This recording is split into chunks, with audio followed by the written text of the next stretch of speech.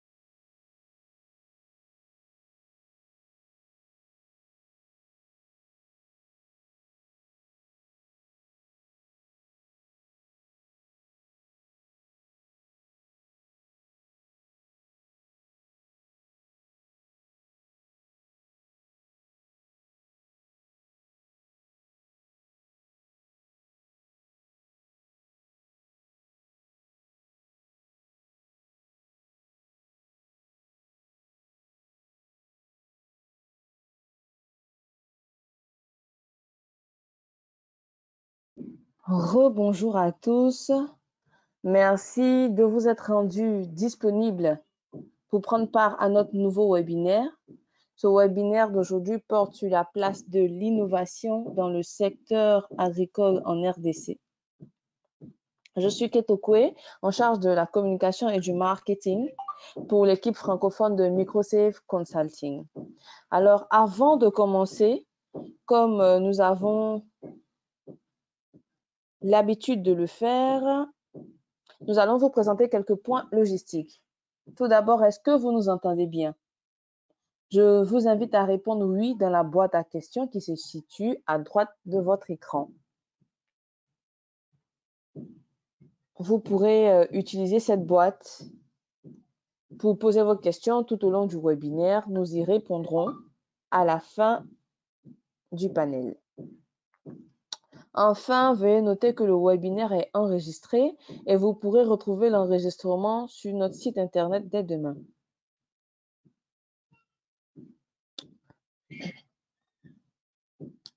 Alors, avant de rentrer dans le vif du sujet, permettez-moi, pour ceux qui ne nous connaîtraient pas, de vous présenter Microsafe Consulting en quelques mots.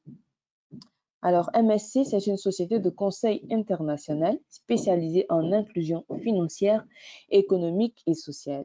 Nous sommes basés dans 11 pays à travers le monde et notre siège pour l'Afrique francophone se situe à Dakar. Depuis l'année 2020, nous avons également ouvert des antennes, 2021, pardon, nous avons également ouvert des antennes au Cameroun, en Côte d'Ivoire et en RDC.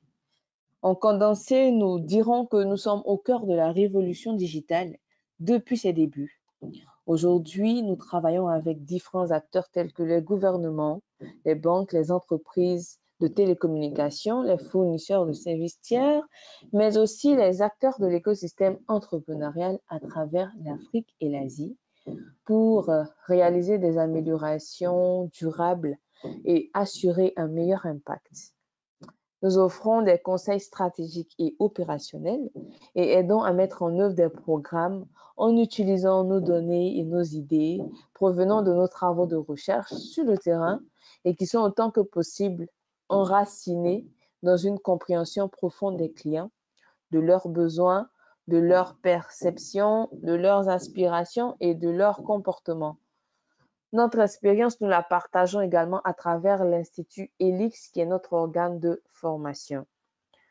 Nous offrons des formations privées sur mesure, mais aussi des formations publiques en présentiel, principalement à Dakar et à Abidjan. Enfin, nous offrons des formations en ligne bénéficiant d'une accréditation de l'Université du Québec en Outaouais. Assez parlé, je passe la parole maintenant à Rocky Abdul, qui a la tâche de modérer ce panel. Rocky Abdul est consultant à Microsafe Consulting. Merci beaucoup, Kate, pour la parole.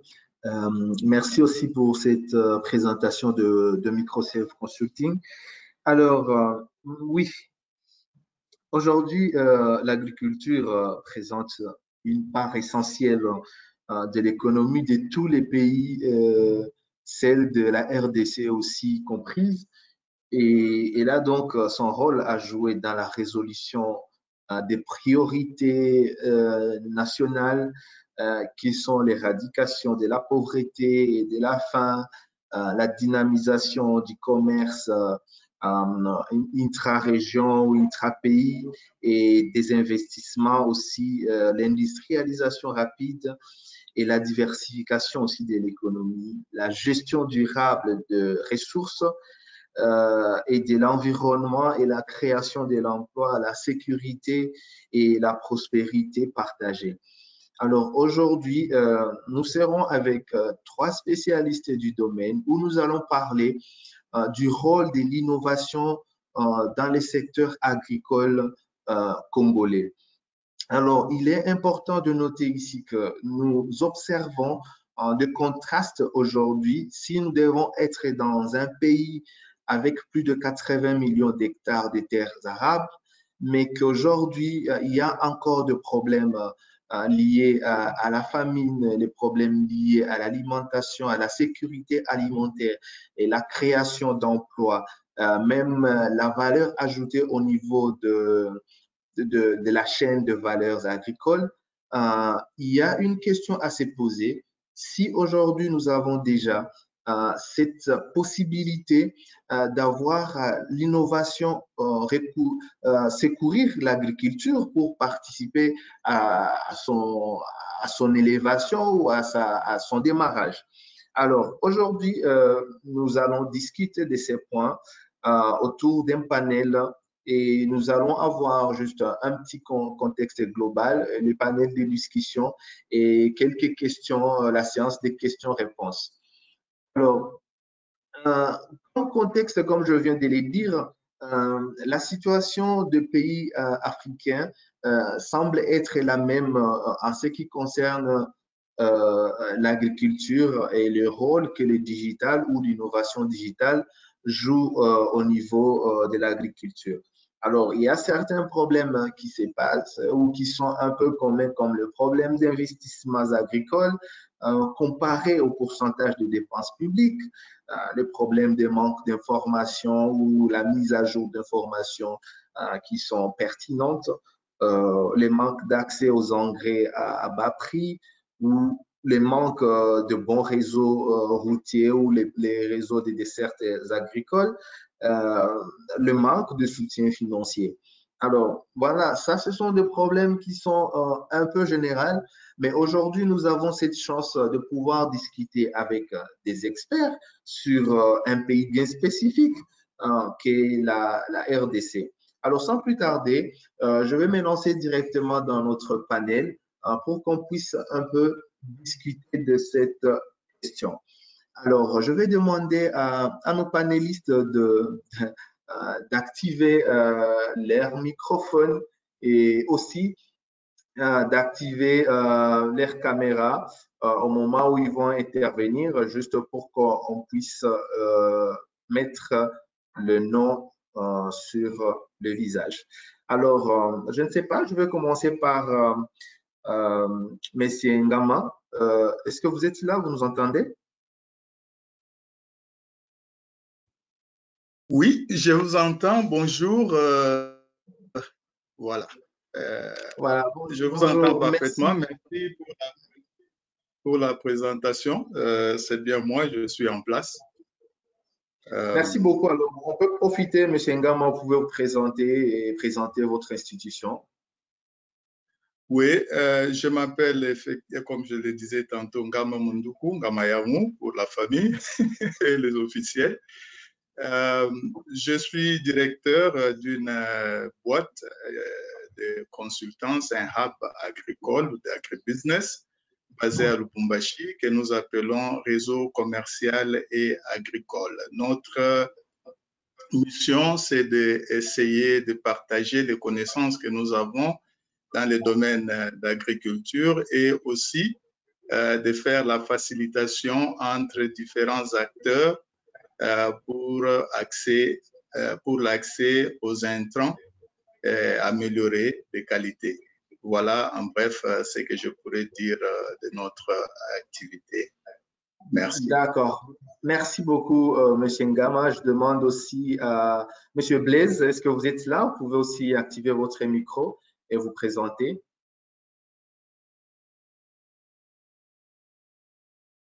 Allô, bonjour, Monsieur Rocky, bonjour, chers à tous ceux qui nous suivent. Je suis bien là. En ce qui concerne ma présentation, je m'appelle. Allez-y, s'il vous plaît. Je m'appelle Blaise Gambo. Je suis dans le secteur de finance et développement. Plus précisément, j'interviens dans tout ce qui est finance agricole, finance digitale et finance verte. Ce sont les trois domaines de protection dans lesquels je me suis orienté depuis quelques années et je me présente comme un consultant indépendant parce que je travaille avec plusieurs organismes en même temps, ce qui fait que je ne sais pas, je n'ai pas d'attachement fixe pour le moment. Donc, en ce qui me concerne, nous travaillons beaucoup plus avec les institutions financières pour développer des produits liés à l'inclusion financière. Voilà, merci. D'accord, merci beaucoup, Monsieur Blaise. Enfin, Monsieur Yongololo, est-ce que vous êtes là? Vous pouvez aussi activer votre caméra et vous présenter. Oui, oui, je suis là. C'est bon, ma caméra? Oui, on vous voit, on vous entend. Ok, je suis Kapai Yongololo, je suis directeur de la technologie de la startup Bilanga Solutions.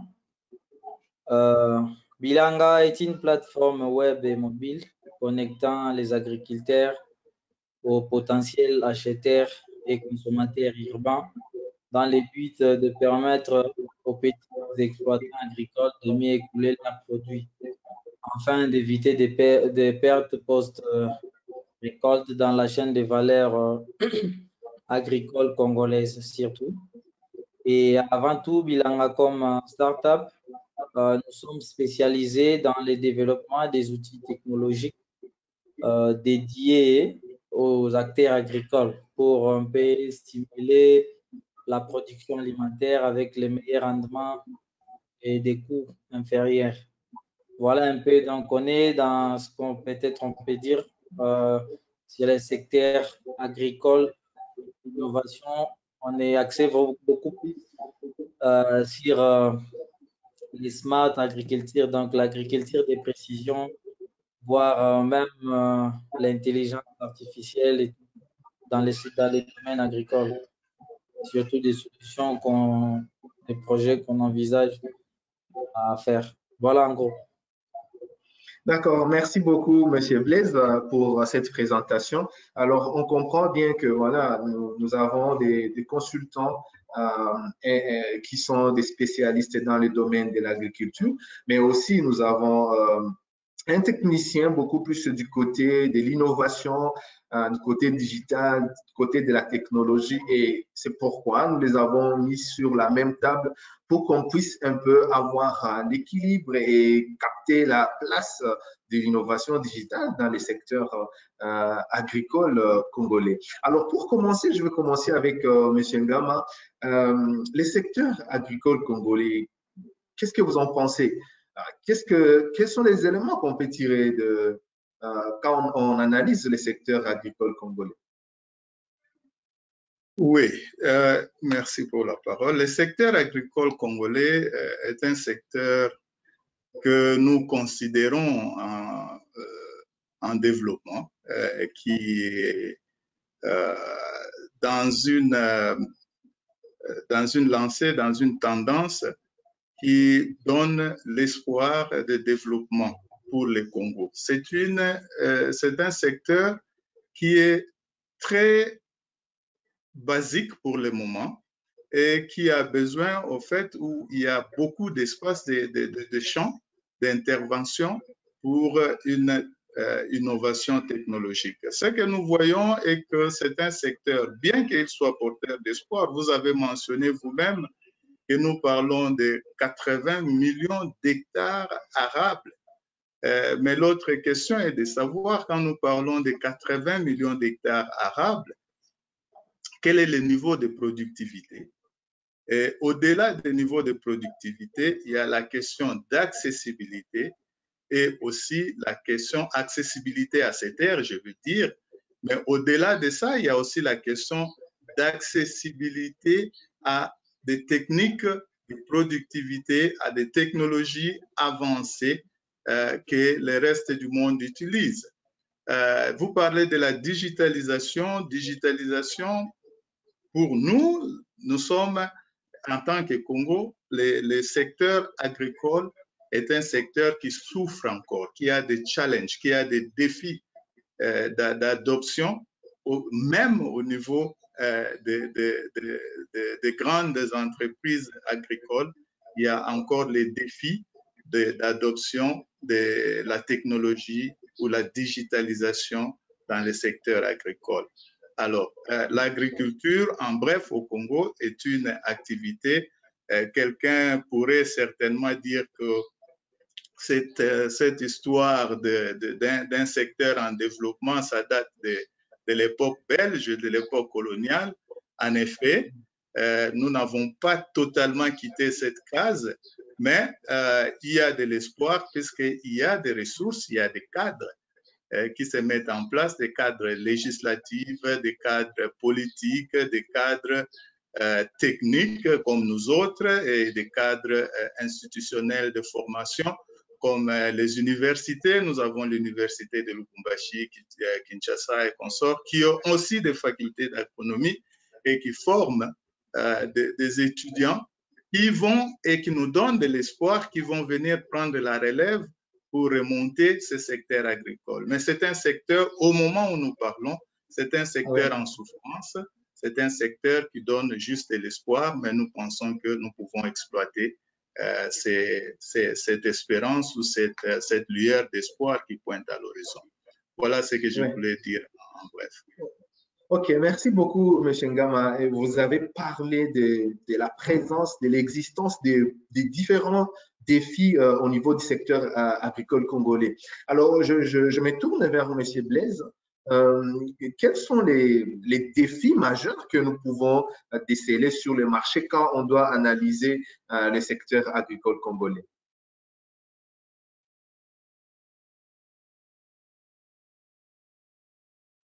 Monsieur Blaise, vous êtes là? Voilà, mais merci beaucoup. Excusez le temps d'activer le micro. Et avant de commencer, vous allez m'excuser, je vais peut-être dire un petit mot. Je n'ai jamais eu l'occasion de le dire pour me remercier ici devant tout le monde, sincèrement, M. Ngama qui a été mon mentor. En fait, quand je venais de la banque, j'ai rejoint un programme où il était responsable et c'est lui qui a orienté ma pensée bancaire vers le secteur agricole. Et voilà, jusqu'à ce qu'il s'en est devenu aujourd'hui. Donc, merci, M. Ngama.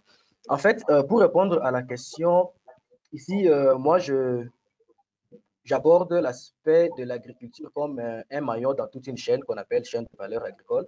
Et nous nous rendons compte qu'il y a plusieurs facteurs majeurs qui interviennent, qui peuvent influencer cette chaîne de valeur. Principalement, si vous allez me permettre de citer, on peut parler de la recherche, on peut parler de la production en soi, M. Ngambala s'est levé tout à l'heure, on peut parler de l'entreposage, on peut parler du commerce, du transport et transformation. Tout cet aspect forme un maillon dans lequel chacun des éléments doit être fort pour porter les autres, sinon il y a cassure totalement. Mais l'autre élément qui vient intervenir d'une manière transversale, c'est l'aspect accès au financement, qui est un aspect très capital pour booster le secteur agricole dans toute son entièreté. Malheureusement, malgré tout le potentiel que la RDC a en termes de terres agricoles, en termes de dotation naturelle située à cheval sur la ligne de l'équateur, le secteur financier est vraiment en déphasage avec le secteur agricole parce que, par sa structure, nous avons aujourd'hui à peu près 15 banques et quelques 21 microfinances et une septantaine de COPEC, des coopératives d'épargne et de crédit, qui sont pour la plupart des cas situées que dans 5 provinces. Si vous le permettez, je peux les citer, les 5 provinces. Vous avez Kinshasa, Nord Kivu, Sud Kivu, Okatanga, Lualaba et Congo central, le 6e qui s'ajoute. Mais cependant, dans ces provinces, ils sont beaucoup plus concentrés dans le milieu urbain, ce qui fait que la grande partie de leur portefeuille de crédit orienté vers le commerce, malheureusement, et on se rend compte que il y a un potentiel énorme en termes de produits en termes de secteur agricole, mais malheureusement, le secteur financier n'est pas vraiment pas ça encore. Donc, ça, c'est un aspect vraiment très capital qu'il faut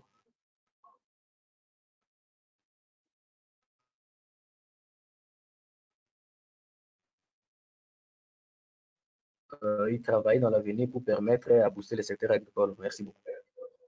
Merci beaucoup, Monsieur Blaise. Je vais me tourner aussi vers Monsieur Yongololo. Oui, on a parlé des défis du point de vue organisation agricole, mais du point de vue digitalisation, innovation digitale, quels sont les grands défis que vous, en tant que technicien dans les domaines, quels sont les grands défis que vous décelez du secteur agricole congolais? Votre microphone. Ok, C'est bon. ça marche. Merci pour la parole et merci surtout à Microsoft Consulting pour cette opportunité de discussion et à tous les participants et intervenants. Moi, je vais juste compléter ce qu'ils ont dit. On a presque les mêmes soucis. Donc, comme l'a dit le précédent Blaise, c'est presque la même chose. S'il n'y a pas de finance, s'il n'y a pas dans la chaîne de valeur, surtout donc tout le monde peut contribuer. Alors, les plus grands défis ici pour nous, surtout dans les secteurs de l'innovation, c'est d'abord, en premier lieu, c'est les taux en fait, de l'Internet, de pénétration de l'Internet, l'utilisation de nouvelles technologies, surtout dont on ne peut pas voir les côtés urbains, mais surtout aussi dans nos villages, là où vraiment l'agriculture se fait encore d'une façon à l'époque coloniale et tout, avec tous les outils. Donc, c'est un peu, c'est ça un peu les gros défis à relever. Donc, l'utilisation des outils appropriés pour avoir des informations sur la météo, l'analyse des plantes, les engrais, et tout. C'est un peu difficile pour nous d'arriver. Ces défis-là relèvent d'abord du côté vraiment financier et aussi du côté de la politique et tout. Parce qu'aujourd'hui, on a développé l'application qui va sortir bientôt là. Et c'est une application pour analyser des plantes. Donc, juste avec votre smartphone, vous pouvez avoir des maladies sur des plantes. Ben, ces applications-là, si on voit la plupart des sondages qu'on a fait, des tests, ça veut dire que dans certains milieux, on peut l'utiliser. Les milieux urbains, ça veut dire Kinshasa, parce que jusque-là, on est beaucoup plus à Kinshasa, comme au central et une partie de Bandundu. Et aussi, les problèmes ont trouvé les utilisateurs, donc ceux qui sont censés, les agriculteurs, vraiment, devraient l'utiliser, auront peut-être du mal à avoir accès à un smartphone, à utiliser, avoir la connexion, une bonne connexion Internet et tout. C'est pour ça qu'on avait aussi envisagé l'utilisation des systèmes USSD. Donc, ça veut dire avec les SMS et tout. Voilà un peu. Donc, les défis technologiques, en plus techniques, est majeur, surtout du côté financier et aussi du côté des agriculteurs ou d'autres personnes qui sont dans la chaîne des valeurs agricoles congolaises pour utiliser vraiment les nouvelles technologies de l'information et de la communication. Merci. Ouais. Alors, merci beaucoup, M. Kapai. Nous allons revenir parce que vous allez nous parler à un certain moment de l'agritech Bilanga, parce que je sais que c'est une application qui est venue en solution à certains problèmes que vous avez remarqués sur le terrain. Alors, c'est pourquoi on va un peu en parler. Alors, je reviens un peu à M. Ngama. Aujourd'hui, 30 ans après, nous avons eu ici à Kinshasa les États généraux sur l'agriculture. C'était comme un rendez-vous historique pour la revanche du sol, des sous-sols congolais. Qu'est-ce qu'on peut tirer comme leçon de ces États généraux qui étaient organisés ici à Kinshasa? Oui, 30 ans après, comme vous le dites, c'est une bonne chose qui soit arrivée. Je parlerai plutôt puisque cette initiative qui est très louable nous a donné un peu d'espoir, un peu plus d'espoir. Mais les problèmes que moi j'ai avec cette rencontre était qu'il n'y a pas eu beaucoup de publications on n'a pas beaucoup parlé des retombées ou des décisions qui ont été prises concrètement. Nous avons ce qui est plus un plan d'action du gouvernement pour allant de la période 2020 jusqu'à 2023. Et je pense que ce plan-là est beaucoup plus intéressant puisqu'il est élaboré et diffusé.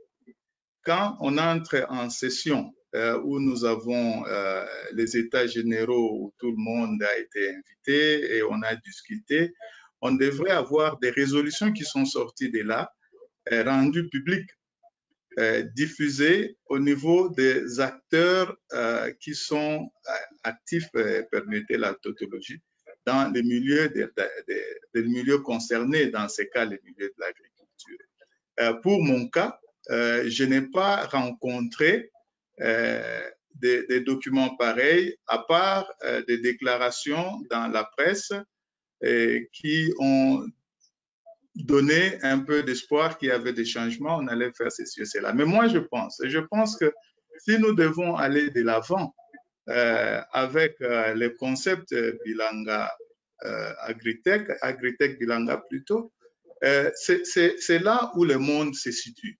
Le monde se situe dans la modernité, c'est-à-dire que nous utilisons des satellites, nous utilisons des systèmes GPS pour entrer dans ce qu'on appelle le precision farming, c'est-à-dire l'agriculture intelligente, l'agriculture précise, où on utilise des réseaux sociaux pour l'information du marché, sur le marché, pour la gestion même, hein, la comptabilité, pour le monitoring d'activité. On a parlé des plantes ici, nous parlons de stockage, nous parlons des inventaires, nous parlons des données climatologiques, nous parlons de l'historique même des champs et des activités, nous parlons des projections, nous parlons de la traçabilité. Si vous comprenez bien, j'ai touché sur toute la chaîne de valeur à partir de la production ou même, disons, à partir accès aux intrants jusqu'à la consommation, au consommateur, puisqu'on doit être à mesure de faire une traçabilité du produit qu'on a acheté. Mais vous comprendrez que chez nous, pour le moment, nous n'avons pas ce niveau de sophistication. Ça va venir, certainement, nous sommes dans l'espoir, ça va venir, mais nous pensons que c'est là où ça devait se jouer. Ça doit se jouer au niveau de la production des systèmes qui vont utiliser la technologie des drones, qui vont utiliser la technologie des tracteurs qui sont mécanisés, qui sont automatisés, qui vont utiliser la technologie des senseurs et qui vont utiliser la technologie de lecture ou des détecteurs pour que le consommateur final que nous sommes nous-mêmes, que nous soyons en mesure de un produit que nous connaissons et ça, c'est un produit qui va mieux avec ma santé. Moi, je suis, excusez-moi d'être personnel, mais je suis quelqu'un qui est sous un régime très dur. Je ne peux pas prendre n'importe quoi. Il faut que je vérifie qu'est-ce qu'il y a dans ce qu'on me propose. Ce niveau de sophistication, nous ne l'avons pas encore atteint. Et tout ça, ça fait partie de la chaîne de valeur agricole.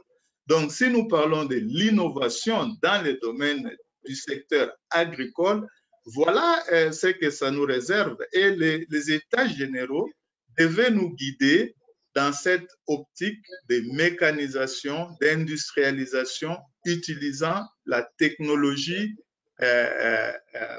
qui est en place informatique. Ça, nous n'avons pas vu. Personnellement, je n'ai pas vu.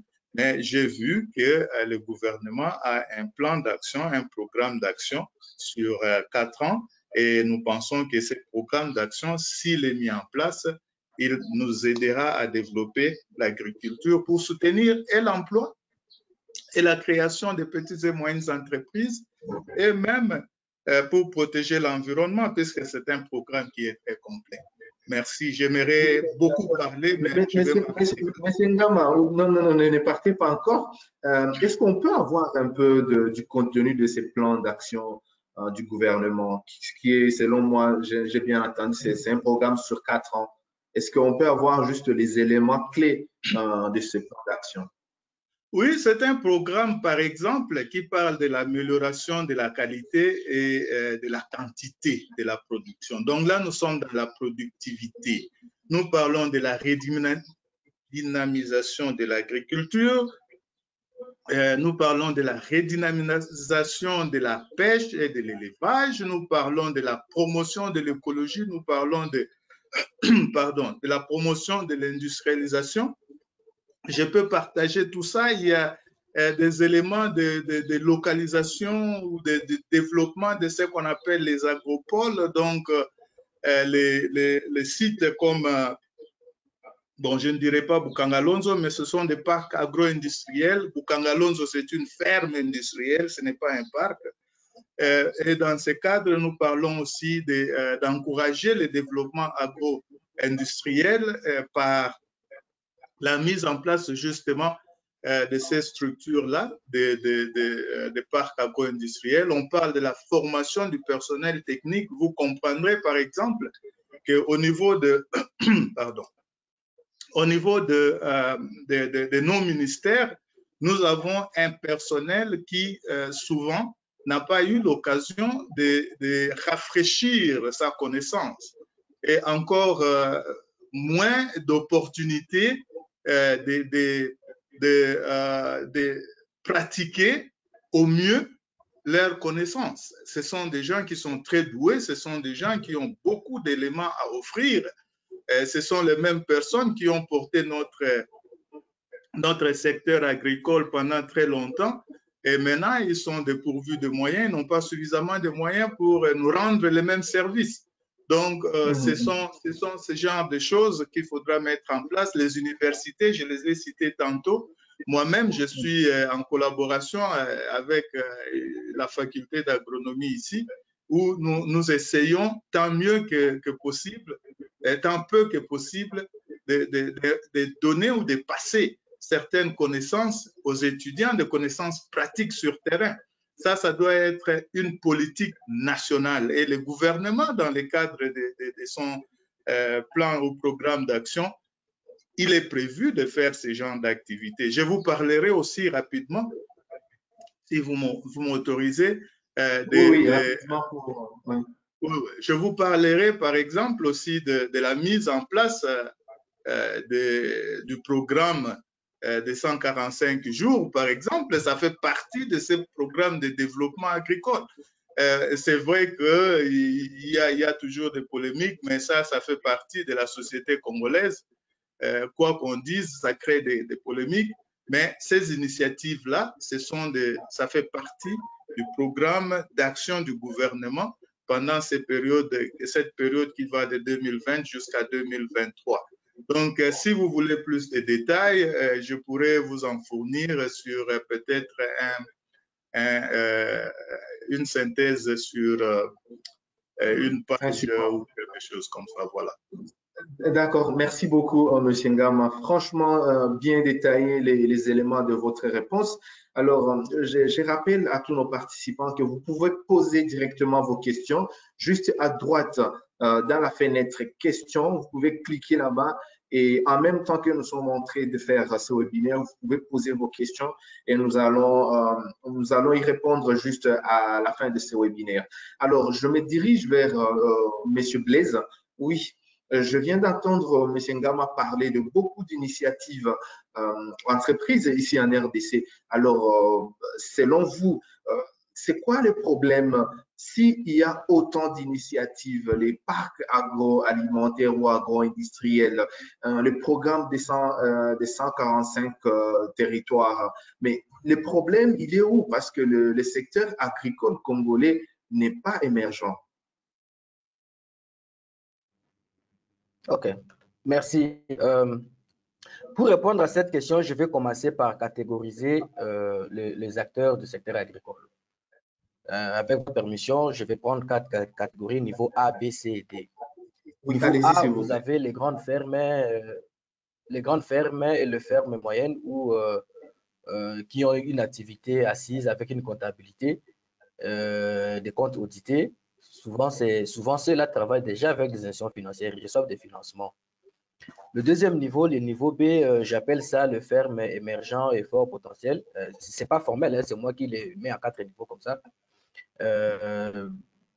Des fermes émergentes et à fort potentiel, ils sont quand même assez nombreux. Peut-être ça peut être quelqu'un qui travaille et qui est en train de lancer avec son salaire et finance l'activité agricole. Il peut bénéficier d'un crédit garanti par son salaire pour financer son activité agricole jusqu'à un certain niveau, jusqu'à ce qu'elle devienne rentable. Et le troisième niveau, je peux parler de coopératives et associations. Il faut plus d'efforts pour les formaliser, l'accompagner. Souvent, ils sont accompagnés par des institutions, des ONG pour atteindre une certaine capacitation technique et managériale. Et le quatrième niveau, ce sont le producteur individuel qui, moi qui me trouve en Bacana, j'ai 5 hectares que j'exploite, je fais du maïs, je fais du manioc et autres.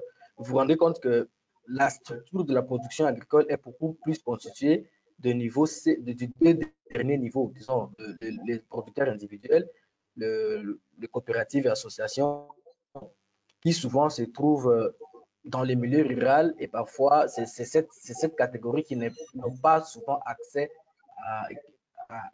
au financement. Les institutions financières que nous avons au Congo aujourd'hui, la plupart sont étrangères. Et sont étrangères, ils viennent des groupes, si je peux l'appeler ainsi. Et en tant que groupe, ils ont des processus bien établis au terme de groupes qui font qu'ils ont du mal en fait, pas ils ont du mal, ils se limitent dans ce qui est défini dans leur objet social, dans leur cible pour faire leur business. Parfois, c'est difficile aussi de s'étendre. Par exemple, il y a un problème de mobilité au Congo. Par exemple, s'il faut aller dans les zones de production qui sont très éloignées, parfois, ce n'est pas facile pour ces institutions de développer ces modes de financement agricole. Cependant, il y a quelques-unes, je ne vais pas citer les noms pour faire des publicités, qui ont développé des départements agricoles et qui financent l'agriculture, mais seulement il y a un problème en termes de l'offre, mais aussi des réponses par rapport à cette offre-là. Je prends un exemple. Avec une institution financière, nous avons développé le warrantage. C'était un produit innovant. Cependant, la mise en place a été plus facile avec les grandes entreprises que les plus petites parce qu'il y a un problème d'entreposage. Qui dit entreposage dit qualité d'entrepôt, parce qu'il y a une qualité qui doit être acceptée par l'assureur. L'assureur en fait, il y a une entreprise d'assurance qui assure les stocks et l'assurance des stocks tient compte de la qualité de l'entrepôt. Donc ça, déjà, c'est un frein et il y a beaucoup de facteurs comme ça. Je vis dans les questions que nous allons peut-être répondre tout à l'heure. Ils font que ils constituent ces freins pour permettre au secteur agricole, au secteur financier, de toucher le secteur agricole au Congo. Il y a un problème de risque énorme de notre secteur. Il y a un problème de connaissance par rapport aux institutions financières du secteur agricole. Et souvent, ce qui se passe, c'est que la plupart s'allient à des partenariats avec des institutions d'accompagnement pour toucher les agriculteurs. Mais ce n'est pas encore à un niveau idéal parce que si vous comparez les portefeuilles de secteur agricole dans les institutions financières par rapport à d'autres secteurs, il est quasiment inexistant. Il est vraiment inexistant. Donc, c'est vraiment quelque chose sur lequel il faut vraiment travailler pour répondre à ces problématiques. Ok, merci beaucoup, Monsieur Blaise. Alors là, je vais me tourner rapidement vers Monsieur Ngololo. Alors, nous avons effectué en 2018 une étude qui portait sur le paysage de FinTech dans les pays d'Afrique francophone. Et en RDC, nous nous sommes rendus compte que plus de 85% des FinTech existantes sont dans le paiement électronique et surtout dans le business B2B. Alors, nous avons aussi effectué une étude en 2020 pour comprendre l'intérêt que les jeunes ont dans l'entrepreneuriat, surtout dans la province du Sud Kivu et du Nord Kivu. Et nous nous sommes rendus compte que c'était une honte pour eux de se lancer dans l'activité agricole. Mais on a remarqué aussi que les FinTech ici, ils s'est lancé beaucoup plus dans les paiements électroniques. Alors vous, en tant que technicien, qu'est-ce qui vous a attiré à se lancer dans les secteurs agricoles? Quels étaient les problèmes que vous avez identifiés et quelle est la solution aujourd'hui? Ok, merci pour la parole. Les problèmes, c'est parce que tout ce que M. Ngama a énoncé, et je dois répondre aussi à ce sens-là. Merci pour le programme, le plan d'action des 4 ans que vous avez planifié. En fait, nous, en tant que Bilanga, on est dans le secteur, disons, privé. On est une jeune entreprise avec une équipe forte en innovation. Pour votre information, M. Ngama a dit dans toutes les chaînes de valeur, il y a la traçabilité, tout ce que vous avez cité. Nous, on propose des solutions. On propose des solutions au secteur privé, que ce soit privé ou public. Mais le secteur privé, c'est pas assez développé. Et souvent, si on voit de l'autre côté, il y a les gouvernements, ça veut dire le secteur public, comme les plans d'action qui a été. Donc, pour dire, nous, côté vraiment comme on est dans un sujet qui parle de l'innovation, nous, on est l'entreprise qui est dans l'innovation, surtout dans ces secteurs-là. Je vais parler des choses concrètes qu'on est capable de faire et des visions qu'on on vise à faire. Alors, vous avez cité les drones. Je vous informe que nous, on a des drones. On a des drones pour la cartographie avec des capteurs thermiques et tout. On a des GPS différentiels pour la précision. Donc, nous, l'agriculture de précision, c'est pas dans des livres, c'est pas dans des textes ou dans des journaux officiels qu'on énonce là. Donc, nous, dans ces secteurs-là, sauf qu'il n'y a pas assez de marché. Vous avez dit, comme Bukangalozo, oui, bien sûr, vous avez raison, c'est pas des impacts agroalimentaires et tout. Donc, ces secteurs-là, vous prenez l'exemple, M. Blaise a dit, lui, il a juste 5 hectares. Bon, oui, s'il a besoin qu'on puisse l'aider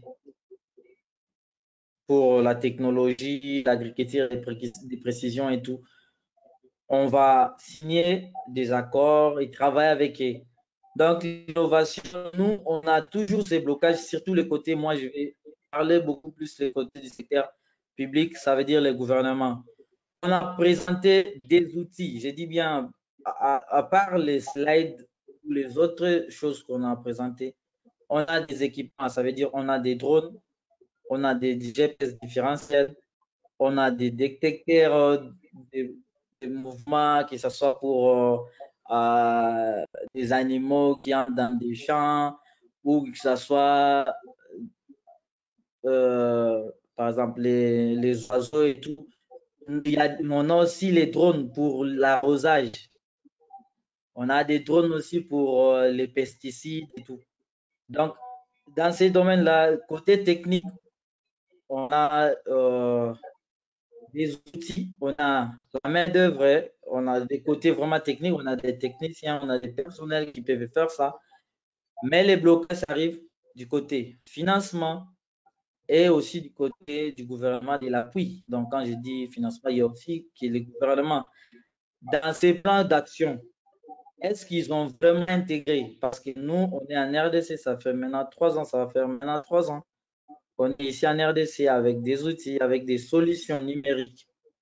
Alors, pour aller, par exemple, du côté FinTech, beaucoup, c'est dans le développement et tout, mobile et tout.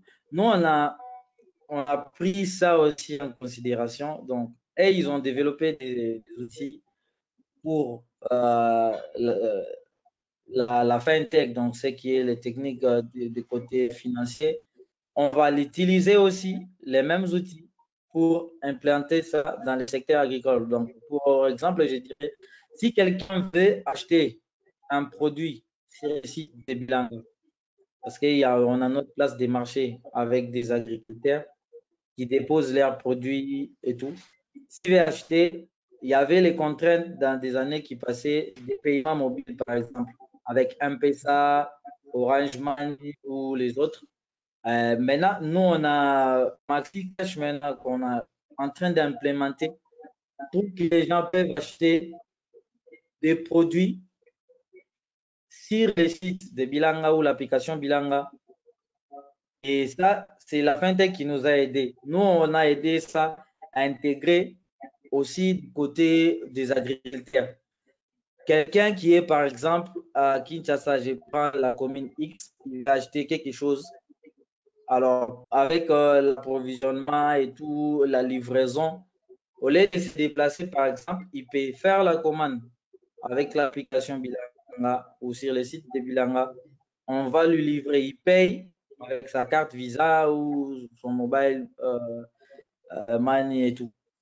Vous voyez un peu les secteurs qui nous a attirés. Ces secteurs-là, ces FinTech, on les ramène du côté agriculture avec surtout l'épée d'expertise que moi, surtout, j'ai travaillé avec WRI. Ça, je vais noter cela pour voir ce qu'on a fait, l'inventaire forestier.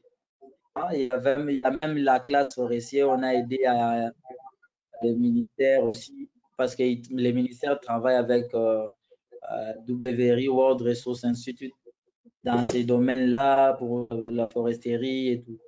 Donc, on a des outils, on a des quoi à mettre en place si on a des financements, si on a des partenaires adéquats. C'est un peu ça. Donc, nous, on est vraiment beaucoup plus dans la pratique. Je peux dire beaucoup de choses qu'on peut faire là, mais on envisage de le faire. Ce n'est pas aujourd'hui, ce n'est pas demain. Ce sont nos projections d'avenir. C'est comme des applications qu'on va faire pour la traçabilité des produits, des marchandises, que ce soit lors de la production jusqu'aux entrepôts, pour ce qui est de comptabilité. Il y a l'application aussi pour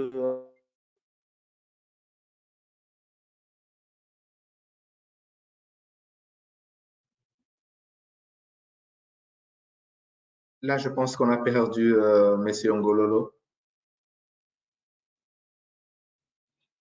Bon, les temps qui nous reviennent, je vais me tourner vers Monsieur Ngama. Oui, on vient de parler des défis du secteur agricole.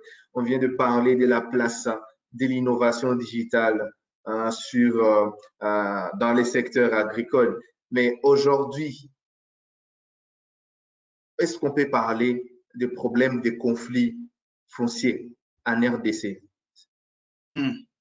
Oui, oui, oui. Ça, c'est un problème connexe au fait qui va aussi avec l'agriculture. Nous avons ce qu'on appelle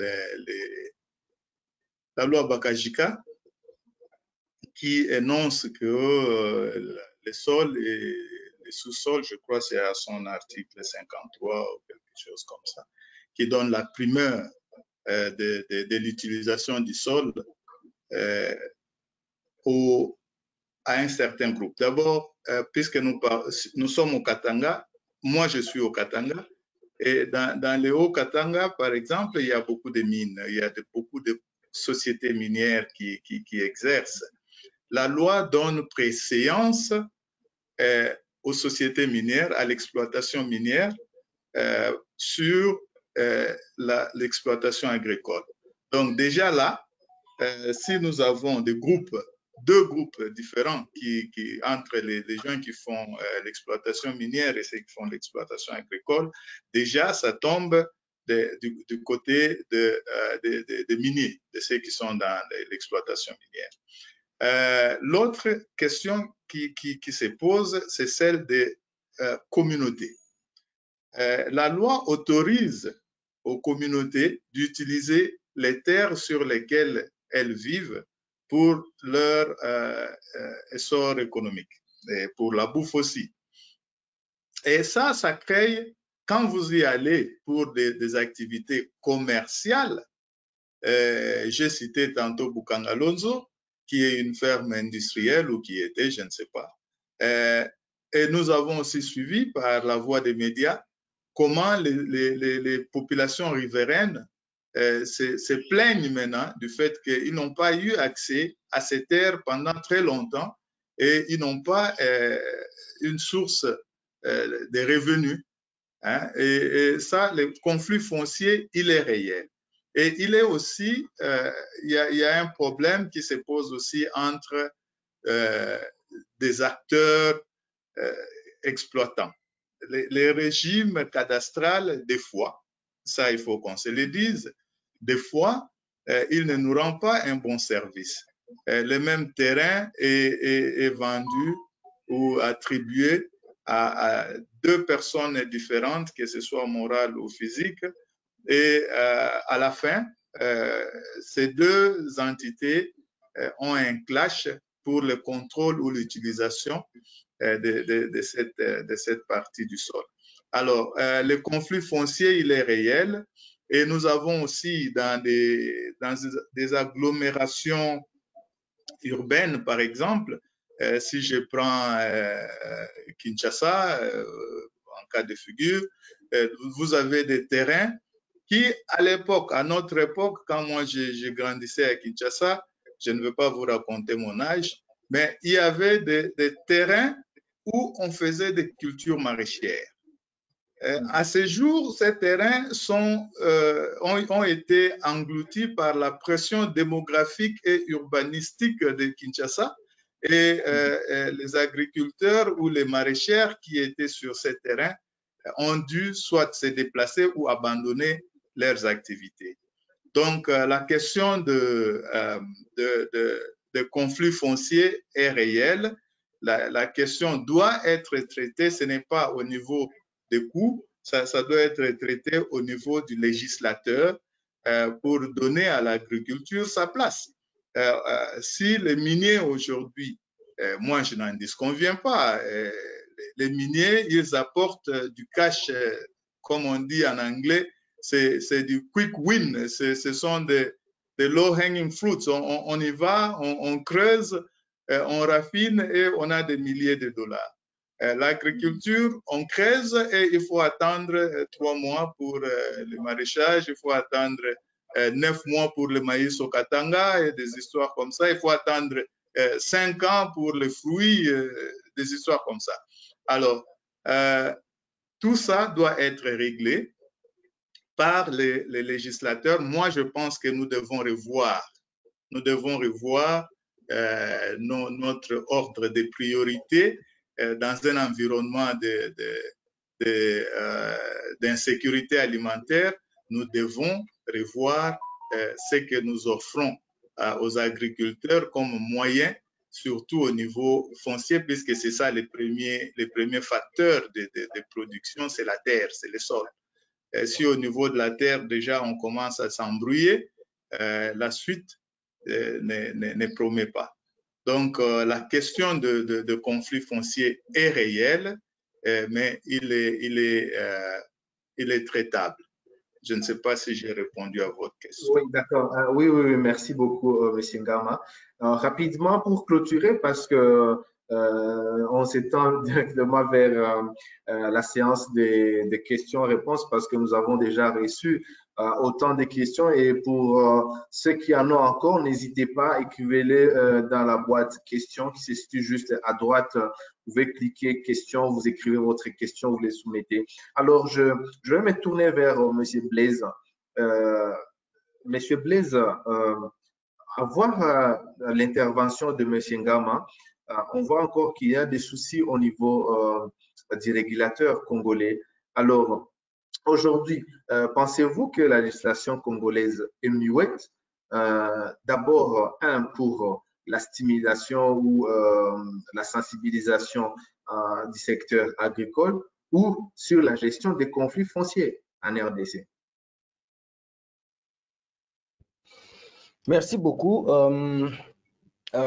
Le deuxième volet de la question, je ne vais pas m'attarder dessus parce que je n'ai pas assez d'informations dessus. Mais ce qui est sûr, c'est que nous nous rendons compte que dans le milieu rural et périurbain, il y a cette difficulté pour le cultivateur de disponibiliser le sol comme garantie en fait de bénéficier d'un crédit. Maintenant, la première question concernant la stimulation du secteur agricole par le gouvernement, mais écoutez, allons-nous voir juste le pourcentage du budget que le gouvernement actuel alloue au secteur agricole, ça peut nous donner déjà une idée sur la place qu'a l'agriculture dans le VF de gouvernement. Et ça, c'est depuis que je suis né. Voilà, comme M. Ngama, je ne vais pas dévoiler mon âge. Voilà. Donc, nous remarquons par contre qu'il y a des politiques du gouvernement qui, par contre, freinent l'essor de l'agriculture. Je ne fais pas de politique ici, mais j'observe en tant que scientifique. Dernièrement, par exemple, on a vu le sac de farine de maïs vendu à Kinshasa à, c'était quoi, 17 000 francs, disons 10 $, produit à Bukangalozo. Nous nous sommes posé la question avec ce M. Ngama qui nous suit, y a-t-il un acteur économique qui peut produire le maïs à Bandundu, juste à côté ici, et venir vendre à 10 $ à Kinshasa et être rentable? Ça n'existe pas. Vous verrez à Lubumbashi, le gouvernement provincial est en train de faire la même chose, c'est-à-dire elle donne des engrais aux paysans qui remboursent en maïs et ils vendent à 10 $. Et la question se pose encore, est-ce qu'il y a des fermes tout autour qui peuvent produire sans bénéficier de cet engrais et vendre à ces prix-là et être rentables? Donc, ces deux exemples déjà nous montrent l'attitude du gouvernement par rapport à la production locale. Parce que aujourd'hui, si un petit producteur sait avoir un peu de marge sur 2 hectares, la saison prochaine, ça lui pousse à aller sur 3, 4 et ainsi de suite. Mais si déjà cette année, vous vous rendez compte que vous n'avez pas été à mesure de rentrer dans vos frais, d'abord, vous n'avez pas d'autres frais pour lancer la production prochaine, ce qui fait que vous allez à des crescendo par rapport à votre business. Donc, ces deux exemples nous montrent déjà, peuvent pousser à chacun de nous de conclure où il est l'attitude du gouvernement par rapport à la stimulation du secteur agricole. Merci beaucoup. Oui, Monsieur Blaise, avant que je ne prenne Monsieur Yongololo, que pensez-vous de la compétitivité de la production locale par rapport aux importations? Parce que j'ai causé avec quelqu'un qui me parlait de la lourde fiscalité congolaise par rapport à la production intérieure. Comment est-ce que ce problème peut être mitigé? Qu'est-ce que vous en dites? On va encore cette fois-ci aller sur des exemples concrets. M. Ngama, au début de ses interventions, il a parlé de la productivité. La productivité, c'est quoi? C'est le rendement par hectare. Par exemple, je fais mon hectare de maïs. Je suis par exemple à Lubumbashi, je fais mon hectare de maïs. Sur un hectare, je peux avoir 5 tonnes, je peux avoir 6 tonnes, je peux avoir 3 tonnes. Et quand je vends en fonction du prix, donc il y a le facteur prix, le facteur productivité, rendement qui détermine ma productivité par rapport à l'importation. Mais comme je l'ai dit, je vais prendre l'exemple, par exemple, l'exemple du Katanga où nous avons de l'autre côté Zambie qui est pays producteur du maïs et Lubumbashi ou le Katanga, disons le sud du Katanga qui produit au sud du maïs. Vous verrez que les intrants que le producteur katangais achète, le sac d'urée, est vendu à 42 $ localement à Lubumbashi. Il achète à 42 $. Alors que le même sac est vendu chez l'agriculteur qui est en face, peut-être une frontière imaginaire parce qu'on n'a pas de frontière physique avec la Zambie. De l'autre côté, c'est vendu à 26 $.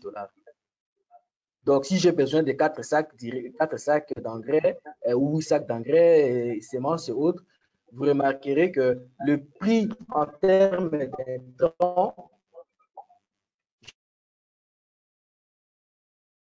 je suis déjà à, disons, le producteur zambien est un tiers en dessous de moi, producteur congolais. C'est qu'au départ, nous ne partons pas sur la même ligne.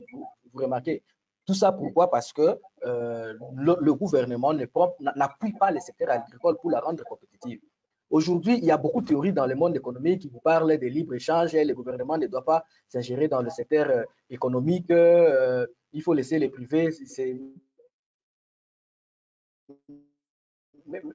mais ça, c'est beaucoup plus sur en théorie, parce que nous voyons, par exemple, en Europe, ils ont des politiques communes agricoles où chaque fois, vous remarquez que les gouvernements sont en train d'appuyer les agriculteurs pour qu'ils deviennent compétitifs par rapport à l'importation. Qui dit appui dit, par exemple, fiscalité, dit subvention ou prêt ou accès à des financements à des taux, comme on dit, des taux concessionnels.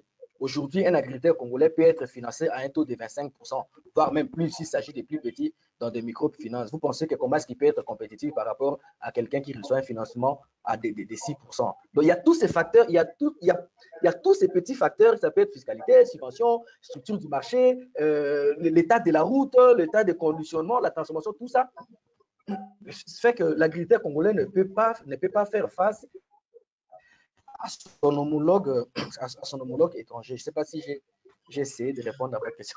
Oui, merci beaucoup, Monsieur Blaise. Je finis avec Monsieur Yongololo pour prendre les questions.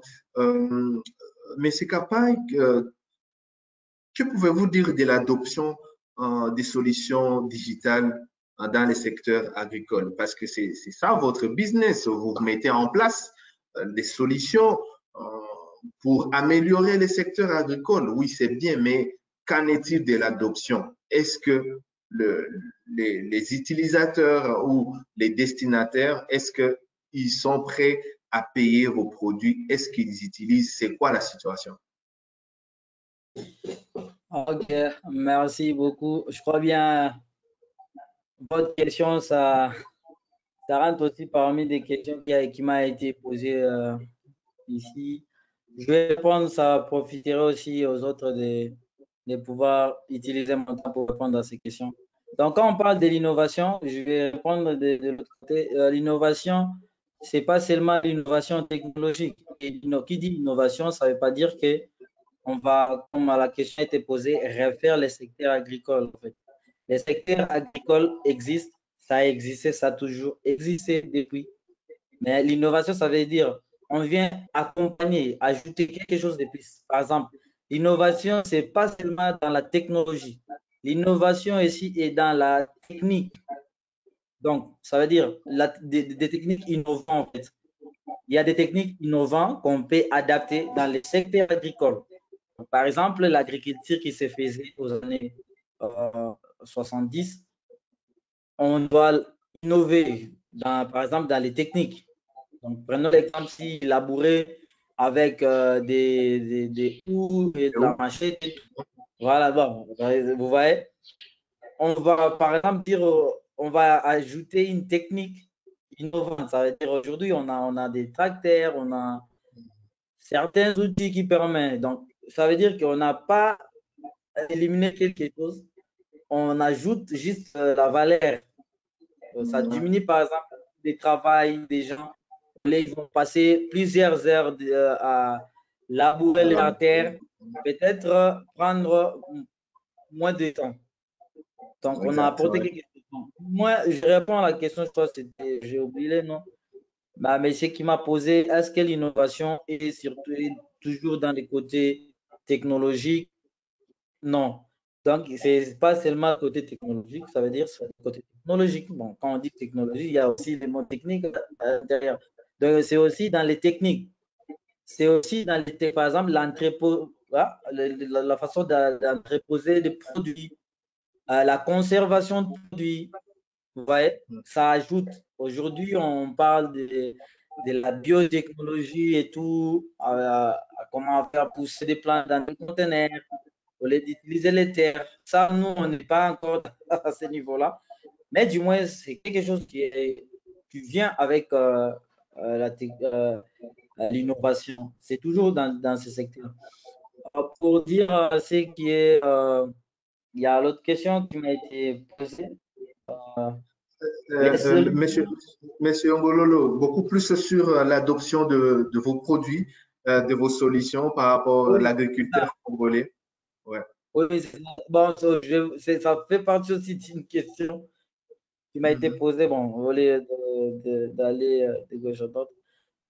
L'adoption, oui, il y a des dangers qu'on envisage d'adopter, c'est nos techniques, nos technologies.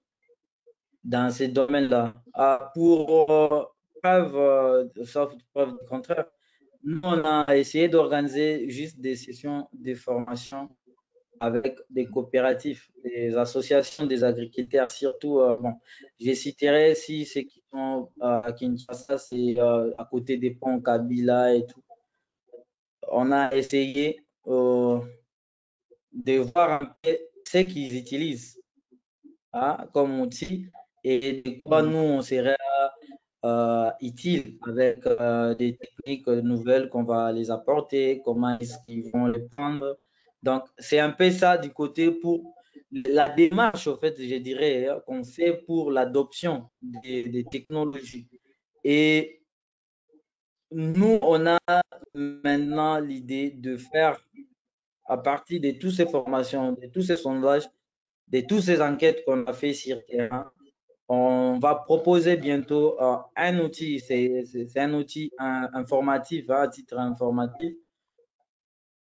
qui va donner l'accès à l'information aux agriculteurs.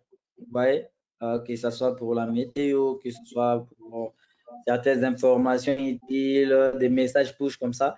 Raison pour laquelle le développement de notre application ISSD, donc un message en fait, parce que tout le monde, surtout ces mamans-là, n'achètent pas de l'Internet à tout moment. Vous voyez, même s'ils ont des téléphones à double SIM, ils peuvent avoir juste à taper les codes étoiles 10, 20 et tout. Il y a des menus, il peut lire certaines informations, c'est quoi la météo d'aujourd'hui, c'est quand. Avoir un peu un outil de vulgarisation dans ces secteurs-là pour qu'ils puissent adopter les produits ou les technologies que nous, on va mettre en place. Et ça, ce sont des choses qu'on est en train de développer. Et pour ce qui est l'agribusiness, les outils, on ne peut pas développer à tout moment ou soit tout d'un coup comme ça, beaucoup de produits sur les marchés. Mais on est en train de voir pour chaque secteur sur la chaîne de valeur de quelle sorte des outils qu'on va proposer aux agri-business ou les autres. Mais pour ceux qui sont déjà dans les secteurs, nous, on travaille, par exemple, nous, la livraison, c'est pas nous, on ne fait pas la livraison. On a de commandes, ça passe par les entrepôts sur DSA43 Bio. DSA43 Bio va livrer. C'est un partenaire à nous, donc c'est toujours nos outils qu'on a utilisés. On a notre tableau de bord de gestion qui est technologique avec DSA43 Bio. Dès que les commandes arrivent, on passe directement chez eux et ils vont livrer. Et aussi, il y a un outil pour les entrepôts. C'est juste, vous prenez des photos, vous savez combien vous entreposez, c'est quoi le produit. Genre une base de données de ce que vous allez mettre. Si vous avez autant de maïs, autant de pommes de terre et tout, donc vous le mettez sur la base de données. L'application, ça consomme pas. C'est pas quelque chose, c'est offline. Vous mettez des informations, vous avez des analyses, vous avez vendu combien, ça reste combien. Ça, c'est sur des côtés vraiment pour les agribusiness et tout. Mais nous, Monsieur Ngolo, encore une minute, comme ça, on va vers les questions parce que je vois, ils sont nombreuses. Oui. Non, mais on y va dans les séances de questions-réponses, comme ça je vais répondre à chaque question que j'ai.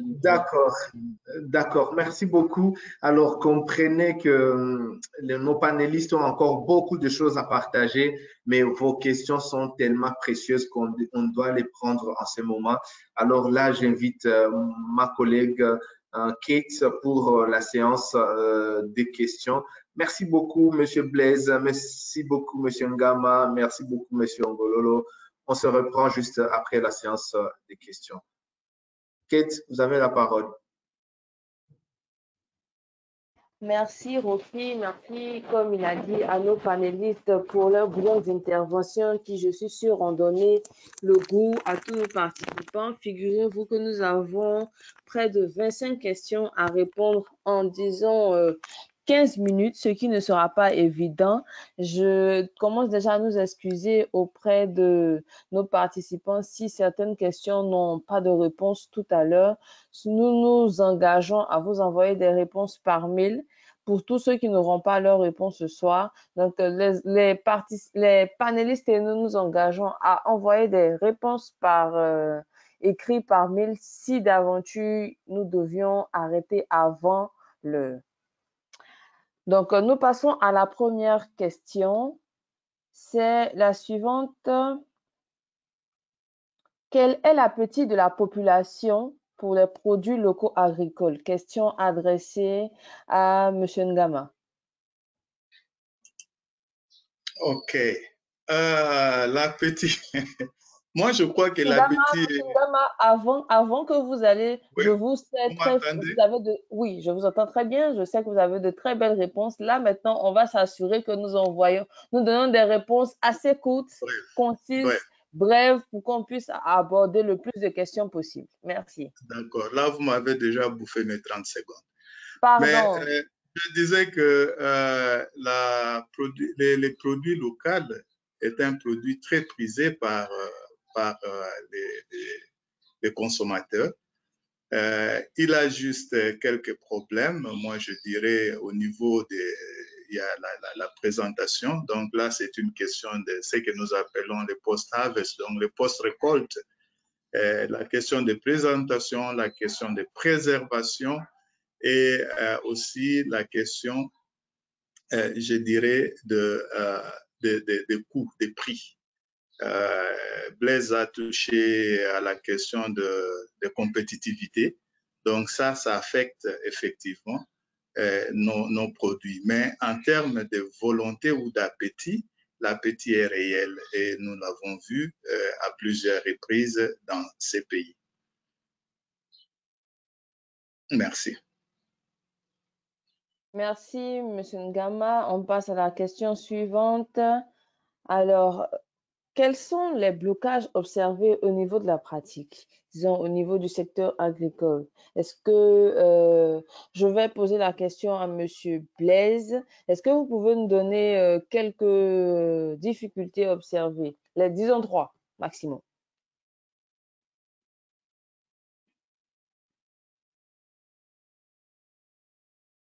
Allô? J'entends. Mais écoutez, je pense qu'il y a cet aspect de l'action financement qu'on a dit.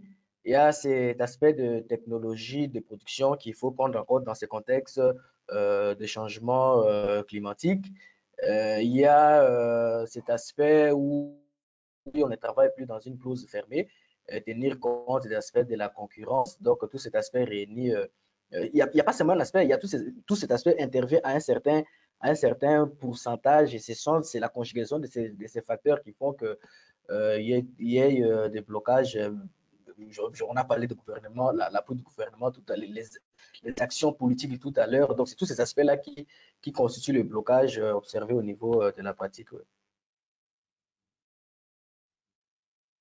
Monsieur Blaise, vous gardez la main pour la question suivante. C'est celle-ci. Vu les défis relevés autour du financement du secteur, quelles options d'autofinancement peuvent être envisagées? Mais écoutez, dans toute activité humaine, il y a un certain niveau où l'autofinancement intervient, mais à un certain niveau, il faudrait qu'on puisse bénéficier de l'effet levier, c'est-à-dire du financement qui vient de l'extérieur. Ça, dans toute activité. Vous verrez aujourd'hui dans le milieu rural, les gens se regroupent autour des AVEX, associations volontaires d'épargne et de crédit, pour se constituer un fonds. Mais à un certain niveau, ce fonds est limité, ils ont toujours besoin d'un appui extérieur pour booster l'activité et aller de l'avant. D'accord. J'ai envie de vous dire, vous gardez encore la main pour la question qui arrive. On est en train de parler de financement. Je vais vous poser cette question encore à vous. Alors, quelqu'un disait, il existe des institutions financières et de microfinance, mais qu'est-ce qui bloque l'accompagnement financier des producteurs agricoles? Encore une fois, plusieurs aspects. Par exemple, les questions contraintes liées à la distance.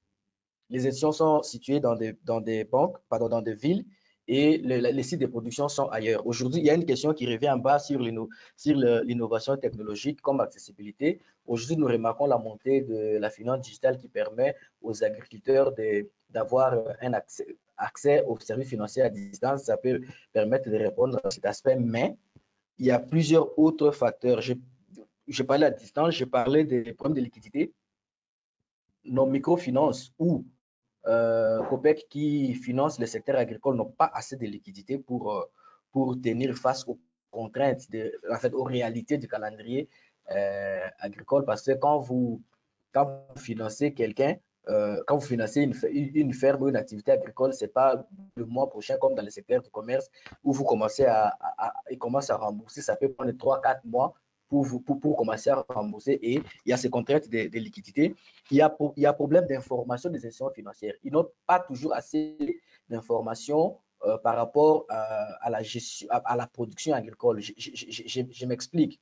Vous trouverez dans un même cité, un même coin où vous avez plusieurs rendements en fonction, soit des semences que vous utilisez. Vous avez, par exemple, je prends le maïs, vous avez trois types de semences avec des rendements différents en fonction, par exemple, des calendriers ou, par exemple, en fonction de la technique que vous utilisez. Et tout cet aspect, parfois, les institutions financières n'ont pas assez d'informations pour leur permettre de bien mitiger les risques.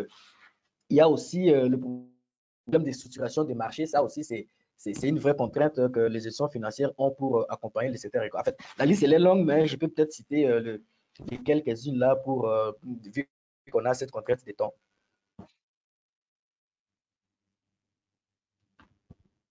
Merci, M. Blaise. M. Kapai, vous prenez le micro maintenant pour la question qui suit. Alors, quelqu'un disait ici que... pardon. Les solutions agricoles qu'utilise Agritech Bilanga sont très intéressantes, mais sont-elles simplifiées pour l'usage des paysans? On entendait parler de drones, on entendait parler de tout. Mais est-ce que vous pensez que ces solutions-là sont simplifiées pour l'usage des paysans? Je dirais oui, il y a quelque chose aussi ou non, mais c'est simplifier les drones, en fait, nous, au vu de la technologie et aussi de l'avancée technologique de notre pays qui est un peu par rapport aux autres. On utilise des outils, je dirais, low cost, donc ça veut dire à faible coût. Les drones, oui, quand on parle des drones, certains vont penser aux espionnages ou des drones. Donc, nous, on utilise des petits drones. C'est moins adapté pour les paysans. Quelqu'un qui a même 100 hectares peut, après une année, peuvent s'en procurer. On utilise des GPS différentiels RTK ou des GPS en main ici qui sont des outils vraiment simples à prendre en main, quoi. Donc, c'est facile pour les paysans, quel que soit leur niveau. D'accord, ok, je vois. On passe à la question suivante. À quelles conditions les techniques et les technologies que vous avez développées, M. Kapai, sont accessibles pour les acteurs dans l'agribusiness? Pardon, les solutions? À quelles conditions les techniques et technologies que vous avez développées sont accessibles aux acteurs dans l'agribusiness? Ok. Les conditions ne sont pas assez difficiles. C'est accessible, par exemple, aux gens de l'agribusiness, que ce soit à nous contacter via notre site web ou à avoir un appel en privé. Et donc, on fait du B2B ou que ce soit des partenariats. On peut faire des partenariats, on peut faire des négociations B2B où vous pouvez acheter le produit. Soit on peut aussi développer les produits juste pour vous, pour votre besoin, surtout pour ceux qui sont dans l'agribusiness. Ils peuvent avoir des besoins un peu plus particuliers pour eux, pour leur entreprise ou pour leur ferme, ou que ça soit agro, ou ça dépend en fait. D'accord. Donc, on retient que pour savoir un peu plus pour avoir un peu plus d'informations, il serait idéal qu'on vous contacte directement. Voilà, c'est nous contacter directement. D'accord. Je pense que oui, on va pouvoir peut-être afficher les contacts que vous voulez donner et un peu plus tard. On passe à la question suivante pour M. Ngama. Alors, M. Ngama, quels mécanismes sont mis en place pour faciliter la diminution des prix des intrants? Et quel est le degré d'implication de la politique dans ce mécanisme? Diminution du prix d'intrants, ça sous-entend l'offre. Là, nous sommes typiquement dans les principes de l'offre et de la demande. Dans le cas des figures pour la RDC, nous sommes importateurs nets. Alors, les intrants doivent être produits localement d'abord pour que nous commencions à penser. Je ne dis pas que c'est automatique, mais pour que nous commencions à penser à la réduction des prix. Des deux, il y a des facteurs qui sont exogènes, pas endogènes, exogènes. Par exemple, nous avons la guerre en Ukraine maintenant qui a impacté les prix des engrais. Ça, ce sont des facteurs que nous ne contrôlons pas, que nous ne maîtrisons pas. Mais si nous avions notre système de production à l'interne, les producteurs ou les acteurs qui sont impliqués dans la production des intrants auraient bénéficié de mesures incitatives. Et ça, c'est comme ça que moi, je vois la chose. Que le gouvernement mette en place un système ou un environnement qui favorise le développement des affaires par des mesures qui sont incitatives. Elles peuvent être financières ou non financières, mais qu'il y ait des mesures d'encadrement, des mesures de promotion, et c'est par là que nous aurons une baisse des prix d'intrants. Et si nous parlons engrais et semences. Il y a aussi un facteur important que malheureusement je n'ai pas eu le temps de toucher à ça, c'est le facteur de la législation. Nous n'attirons pas des investisseurs, que ce soit nationaux ou internationaux, surtout à cause d'un vide juridique, d'un vide légal. Ça aussi, on devait en parler, mais malheureusement, on n'en a pas parlé, on n'a pas eu le temps. Mais la semence, par exemple, la semence de bonne qualité, elle vient avec un droit intellectuel, même ce que nous parlons ici avec notre ami Monsieur Kapai.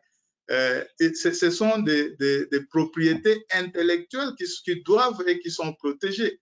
Et quel est le coût de l'utilisateur, quel est le droit d'utilisation, tout ça, ça entre en place. Et la semence que nous obtenons, c'est aussi dans le même cadre des propriétés intellectuelles ou des droits d'obtenteur. Alors, les manques d'encadrement ou de lois qui protègent ces éléments, ces produits, ces intrants, c'est aussi un frein. Alors, si nous pouvons mettre ça en place, on va attirer des gens qui vont venir produire localement la semence.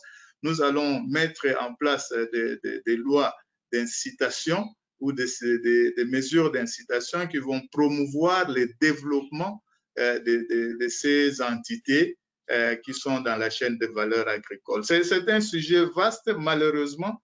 On regarde la montre et on court derrière le temps, mais c'est un sujet vaste qui ce n'est pas juste appuyer sur un bouton et les prix baissent, mais il y a des mécanismes qu'il faut mettre en place, entre autres la localisation ou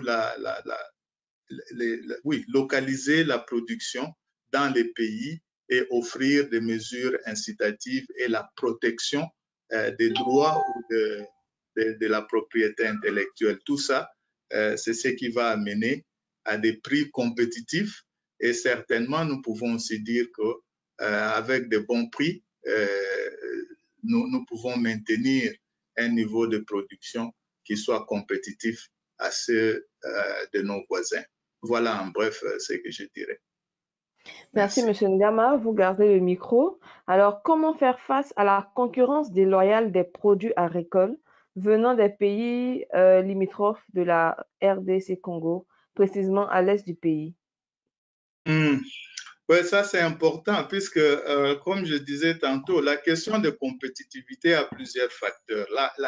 Les premiers facteurs qu'il faudra considérer entre nous et nos voisins, c'est le manque d'harmonisation des lois. Leur législation est telle qu'on encourage. Moi, je peux vous dire, je suis dans un panel ou dans une plateforme où nous discutons la compétitivité des produits agricoles dans la zone East Africa, donc Afrique de l'Est.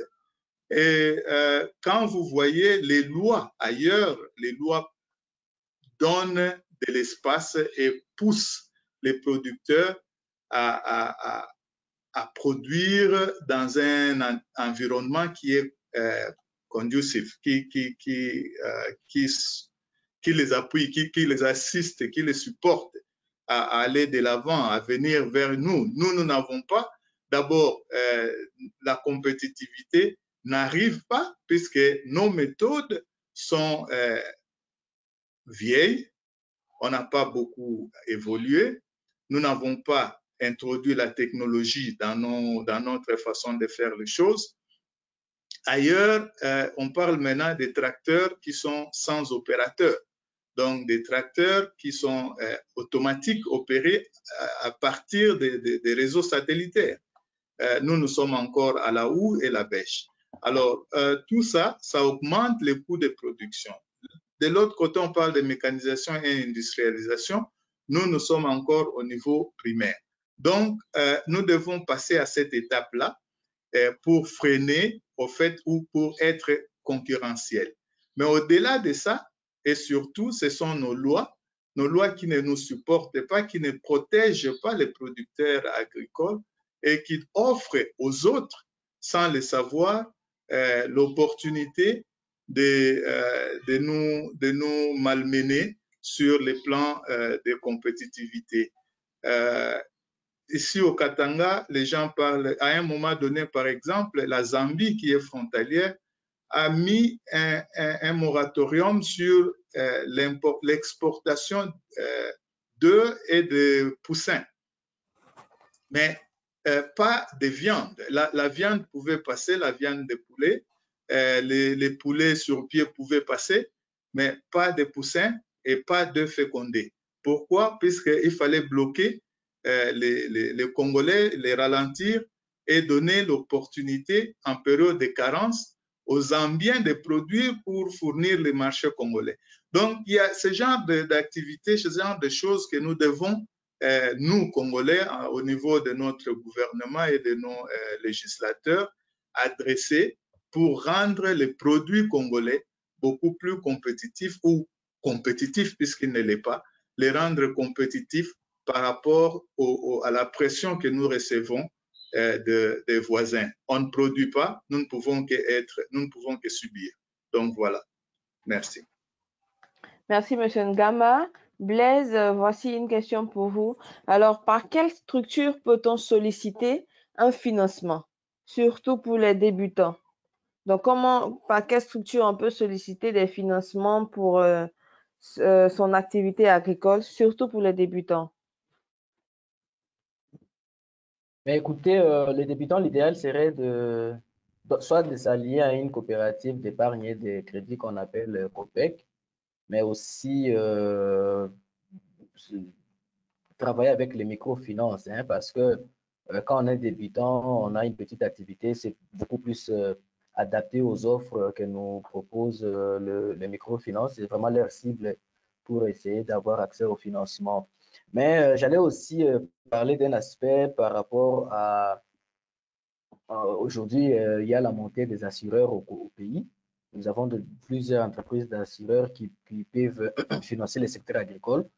En fait, pas financer, mais participer au financement en termes pour avoir un impact sur la baisse de risque Mais cependant, par rapport au secteur agricole, on a quelques préalables qui doivent être faits. Par exemple, l'assurance agricole la plus utilisée, c'est l'assurance indicielle, qui est indexée, par exemple, sur un facteur, ça peut être la pluviométrie pour déterminer les niveaux de sinistre. Cependant, la question qu'on va se poser, est-ce que dans tous les pays, y a-t-il une structure qui peut nous permettre de relever des niveaux de pluviométrie, disons, des sites de production? Ça aussi, il n'y a pas. Donc, j'ai anticipé cette question parce que je l'ai eu parmi la liste des crédits. Il faut certains préalables pour que certaines innovations qui sont mises en place à travers tout le pays, comme ça peut être le rentage, l'assurance agricole et autres, qui soient mis au Congo, adaptés au Congo. Merci. Je ne sais pas s'il y a une autre question. D'accord. Oui, cette question-là, ça s'adresse à celui qui veut la prendre. Alors, de quelle manière la connexion entre les différents acteurs peut être mise en place afin de favoriser des synergies et des partenariats permettant de stimuler le développement et l'innovation dans l'agribusiness? Pensez-vous qu'il serait utile de mettre en place un think tank ou un groupe de travail avec différents profils d'acteurs pour aborder ces questions? Bon, je vais peut-être commencer, les autres vont me compléter. Aujourd'hui, quand nous parlons de financement avec cette approche financement de la chaîne des valeurs, il ne s'agit pas seulement des financements par des banques, non. Il y a aussi des financements liés à la chaîne des valeurs, c'est-à-dire entre eux acteurs du maillon. Par exemple, vous avez une ferme qui est bien assise quelque part et tout autour, il y a des petits producteurs. La ferme peut financer le petit producteur en termes d'intrants et aux besoins de conseils techniques et se faire rembourser en nature pour, disons, accroître sa capacité de production ou d'avoir accès à la matière première. Donc, tout ça, ce sont des facteurs qui peuvent être développés en synergie entre les acteurs d'une même chaîne de valeur. On ne doit pas seulement se focaliser par rapport au financement. Non, il y a la chaîne de valeur aussi. On a développé un modèle avec M. Ngama au Katanga qu'on a appelé le modèle Oneka Fund, où un producteur ou un sémencier donne des semences à crédit et accompagne ces semences à plusieurs modèles d'attente sociale.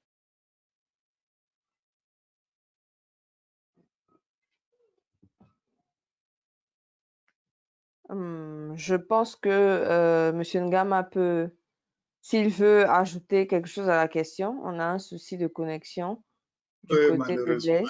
il était sur la bonne voie. Oui, les think tanks, nous en avons besoin. Il faudra, il faut faire une clarification ici, qu'il y a des groupes, hein, il y a des groupes WhatsApp, il y a des groupes professionnels où les gens sont censés échanger sur le développement de l'agriculture au Congo. Je pense que maintenant, c'est juste une question d'augmenter la visibilité, puisque ce que nous n'avons pas vu jusque-là, c'est justement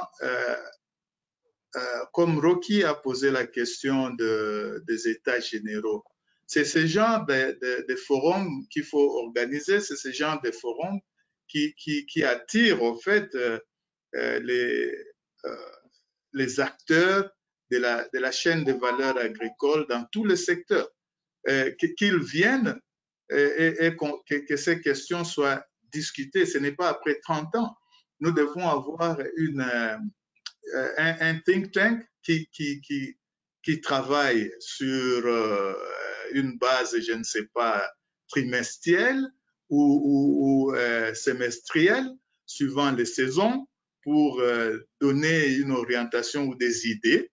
Hein, et où vous avez l'intellectuel congolais des universités, l'acteur du champ, les businessmen et tous ces gens-là, les maraîchers, tout le monde, on s'associe et on raisonne, on réfléchit ensemble. Il y a ça, et il y a aussi des réunions formelles à grande échelle où on appelle les représentants des couches qui viennent et on discute de ça avec le support du gouvernement, avec l'appui du gouvernement.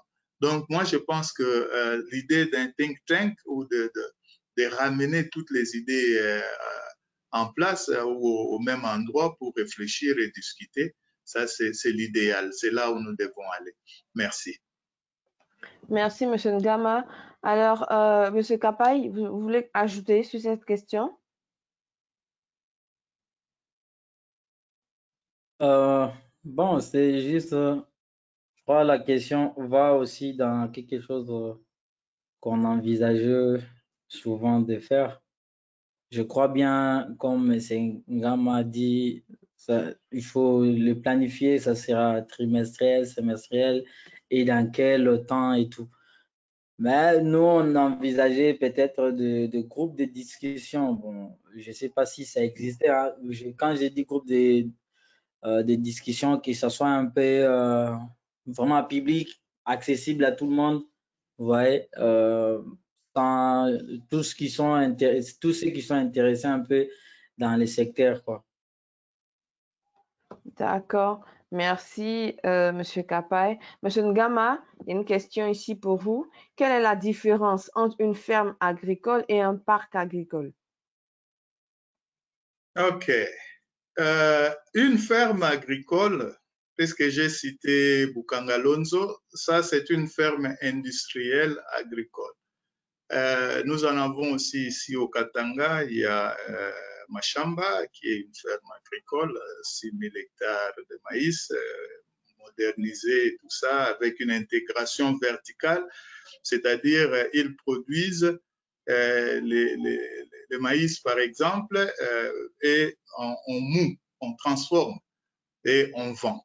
Donc, ils ont une intégration verticale. Ça, c'est une ferme industrielle dans ces cas. Les parcs agro-industriels, c'est un parc où nous avons plusieurs acteurs différents. Ce n'est pas Bukangalonzo qui fait et la production, et la transformation, et la vente, et la recherche. Non, non, non. Il y a Agritech Bilanga, par exemple, qui s'installe dans le même parc. Il y a moi avec mes semences qui m'installe dans le même parc. Il y a, je ne sais pas, l'INERA, il y a les services de douane, il y a tous ces services de l'État et il y a des acteurs privés qui sont dans la chaîne de valeur agricole, partant de même des renforcements des capacités jusqu'au niveau des consommateurs. Vous êtes tous dans une zone spéciale, bien délimitée géographiquement, avec des installations qui sont communes, que vous utilisez, par exemple l'électricité, les routes et des histoires comme ça. Et à la fin, c'est au fait ça qui devait être Bukangalonzo, par exemple. C'est ça un parc. Un parc, c'est tous les acteurs de la chaîne de valeur agricole indépendants. Ils sont indépendants. Ce n'est pas une intégration verticale. C'est horizontal et vous mélangez tout le monde là-bas et tous bénéficient. Souvent, ce sont des zones de développement économique spécial. Donc, nous en avons plein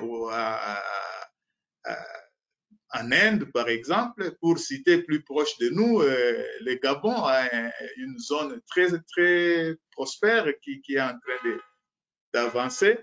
Ça, ce sont des parcs. Donc, nous sommes différents, mais on se rencontre et pour l'intérêt de notre secteur, nous travaillons ensemble, que ce soit la recherche, que ce soit le contrôle de l'OCC, que ce soit la douane, que ce soit le législateur qui vient avec des lois, et nous sommes tous couverts par une zone de dispensation spéciale où nous avons des incitations spéciales mises en place juste pour cette zone-là, pour les développements pendant une période bien déterminée.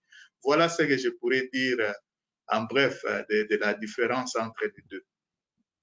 D'accord. Merci. Et si on demandait quelles sont les caractéristiques et la configuration parc agroalimentaire et agro-industriel, diriez-vous que vous avez déjà répondu à cette question? Oui, je dirais, s'il faut ajouter un peu, c'est juste la question de agroalimentaire, agro-industriel. Agroalimentaire, c'est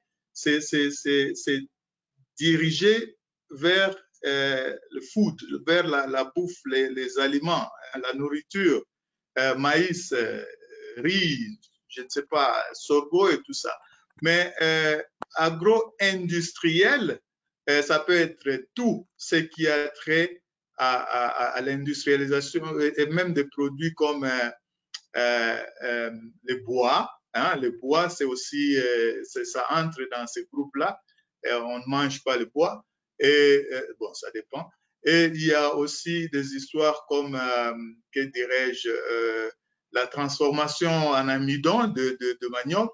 Et tout ça, ça c'est dans l'agro-industrie. Ce n'est pas dans l'agroalimentaire nécessairement. L'agroalimentaire, mon entendement est que c'est couvert dans l'agro-industrie, mais c'est une branche à part. D'accord, ça marche. Alors, on va prendre les deux dernières questions. Pour ceux qui n'auraient pas entendu leurs questions, je vous invite à nous les renvoyer encore cette fois-ci par mail à l'adresse kate.okwe@microsafe.net. Je vais le mettre dans le chat pour que nos panélistes puissent vous donner des réponses par mail. Nos deux dernières questions pour Monsieur Blaise. Quelle est la part des produits agricoles congolais sur le marché africain? Si nous devons la mesurer en termes de pourcentage, quelle position occupons-nous?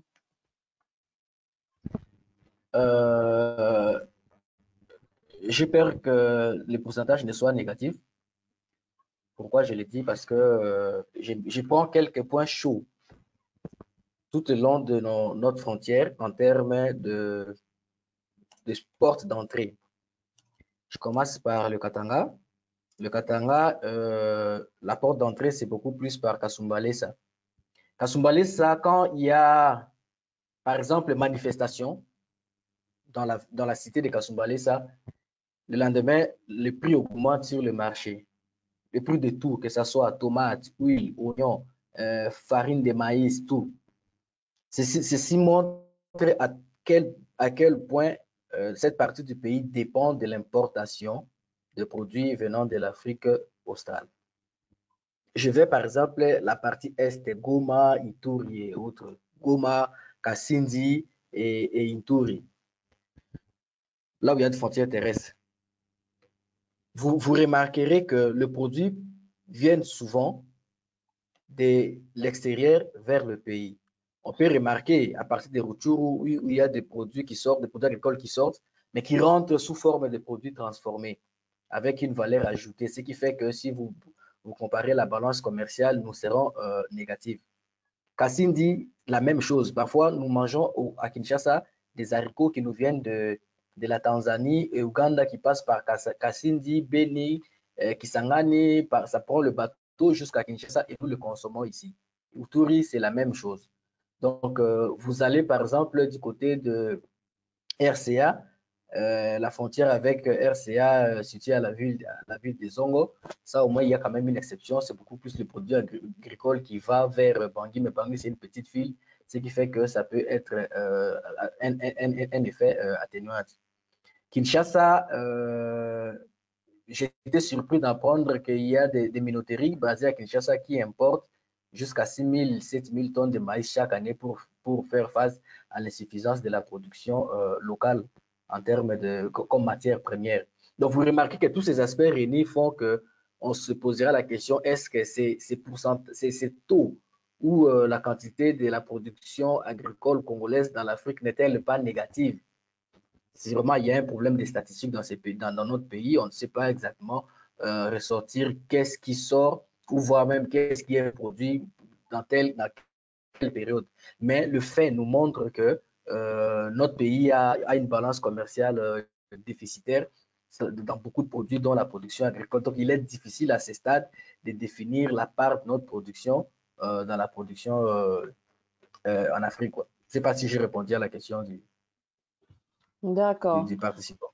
Ok, merci beaucoup, Monsieur Blaise. Merci beaucoup, Monsieur Kapai. Merci beaucoup, Monsieur Ngama. Je pense que on va devoir s'arrêter là pour aujourd'hui. Et comme je disais, j'ai partagé tout à l'heure l'adresse mail à laquelle il faudra envoyer vos questions disons, jusqu'à 17 heures pour que nos panélistes puissent vous apporter des réponses. Merci encore à vous, panélistes, pour ces brillantes interventions. Nous voyons que ce panel a vraiment intéressé vu le nombre de questions qui sont passées. Donc, je te redonne la main, Rocky, et nous attendons les questions. Merci beaucoup, Kate, pour l'animation de cette séance de questions. Voilà, nous sommes arrivés à la fin de ce webinaire. Merci beaucoup à tous les panélistes. Merci, Monsieur Ngama. Merci, Monsieur Blaise. Merci, Monsieur Yongololo, pour votre temps et pour les détails avec lesquels vous avez répondu à toutes les questions posées pendant ce webinaire. Et à tous les participants, nous vous donnons rendez-vous sur nos différents sites, que ce soit sur LinkedIn, sur Twitter ou sur notre site Internet, pour qu'on puisse continuer à faire des débats. Et si vous avez des questions, n'oubliez pas de nous les envoyer. Alors, juste pour finir rapidement, pendant 30 secondes, je vais juste donner la parole à tous les trois panélistes rapidement pour le dernier mot. Je commence avec M. Ngama, 30 secondes maximum.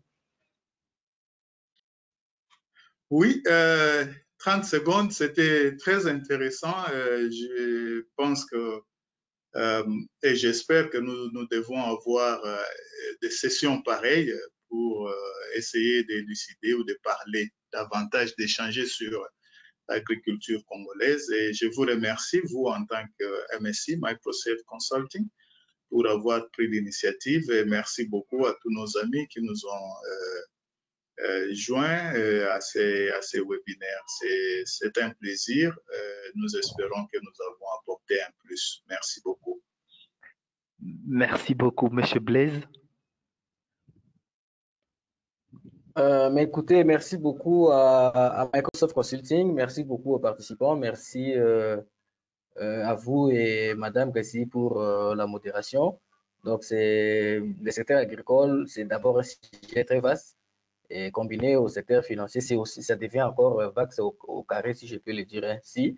Donc, on espère qu'il y aura d'autres occasions comme ça pour approfondir peut-être au cas par cas, question par question, pour permettre de partager davantage sur ces secteurs. Merci beaucoup à vous et bonne soirée à tout le monde.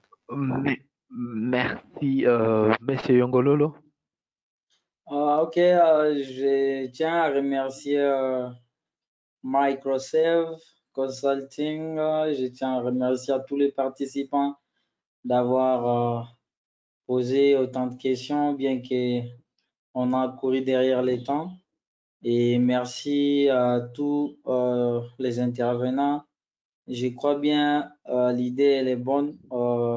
C'est la première fois que je participe à surtout quelque chose qui a été organisé d'ailleurs, bien que M. Abdoulaye ici. Et j'aimerais que ça ne soit pas la dernière, qu'on ait certains points qu'on peut soulever au vu des questions qui ont été posées ici, préparer d'autres sessions comme ça. Merci à tous. Ok, merci beaucoup. Alors, merci beaucoup à tout le monde. Merci beaucoup à ma collègue aussi, Kate, pour le support. Alors, je vous dis merci et au revoir. Au revoir.